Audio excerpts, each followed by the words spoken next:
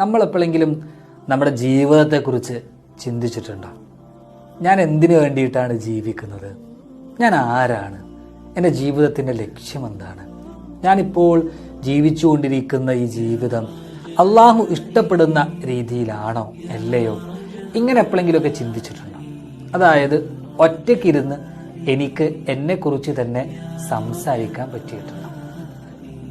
മനഃശാസ്ത്രത്തിൽ ആത്മഭാഷണത്തിന് വലിയ പ്രാധാന്യമുണ്ട്. Self talk. നമ്മളെക്കുറിച്ച് എപ്പോഴാണ് ഒന്ന് വിചാരണ നടത്തിയിട്ടുള്ളത്? ഒറ്റയ്ക്കിരുന്നിട്ട് എനിക്ക് എന്നോട് തന്നെ ചോദിക്കാൻ പറ്റിയിട്ടുണ്ടോ? എടാ, എൻ്റെ പോക്ക് എങ്ങോട്ടാണ്? നീ എന്തൊക്കെയാ പറയലെന്നു? നീ എന്തൊക്കെയാ പ്രവർത്തിക്കല്? നീ ആരോടൊക്കെ ദേഷ്യം പിടിക്കല്? നീ എന്തൊക്കെ കാര്യങ്ങളാ ചെയ്യല്? നിന്റെ ആരാധനാകർമ്മമൊക്കെ കൃത്യമാണോ?